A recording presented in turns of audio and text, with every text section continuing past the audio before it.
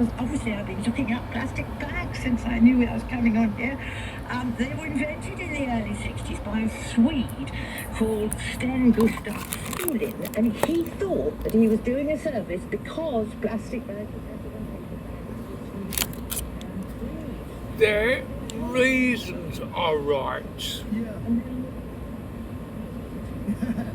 Yeah, Adam Marriott, tell us how you as an expert feel it's gone.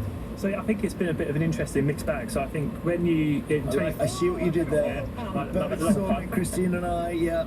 So in 2016, so a year after the levy came into place, we were using about 1.5 billion single-use plastic bags in the UK. So that's a huge amount. And if you think this year, so last year, so as last lots of reports we got, that's dropped down to under 400 million.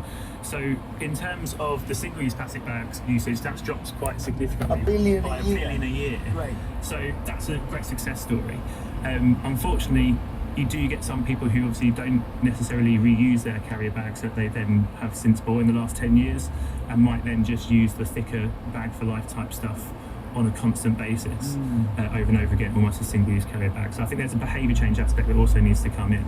Yeah, it's quite expensive if you always forget your bag and you always have to buy a bag for life, Christine. Well, firstly, they take up so much room.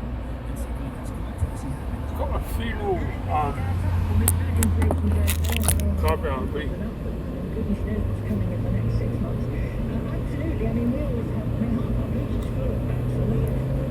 You just have to remember to take them in with you. It does become an expensive habit. And the other thing I know from my extensive research this morning is that apparently the lifespan on average that these plastic reasons are right. was 12 minutes. They were used for an average of 12 minutes. And they then took, as you said, nearly a century to biodegrade. I mean, it's not a very good return. Following some The stat I saw, Adam, is that the average person has 50 bags for life. And I just actually can't believe that. It sounds ridiculous. I mean, it is unfortunate that they've got that many when realistically when you go to the shop you probably only need 3 or 4 max. A big shop or maybe a little bit more. But isn't the mistake that the shops have phased out the thin, cheap plastic bags and therefore we end up always buying a bag for life if we've forgotten to bring one? Maybe. I think there's the onus I don't think is necessarily just on supermarkets or retailers on this. I think we all have a role to play. I'm not going to pretend I'm perfect. I at times obviously forget bags in the back of my boot, especially if I've got a young son. I bring and try and get him in and out of the car and he's having a bit of a moan. Carry bags not necessarily on the forefront of my mind when I'm going shopping. But I think there's onus on us as individuals to make sure we're doing what we need to do. I think there is some additional benefits that happen with the carrier bag levy of the money that went on those single-use carrier bags that the levy was for. That did go to the supermarkets and retailers. That actually went to charity as well. So there's a little bit of extra bonus, I guess. Do you think, Christine, Yes, their reasons are right.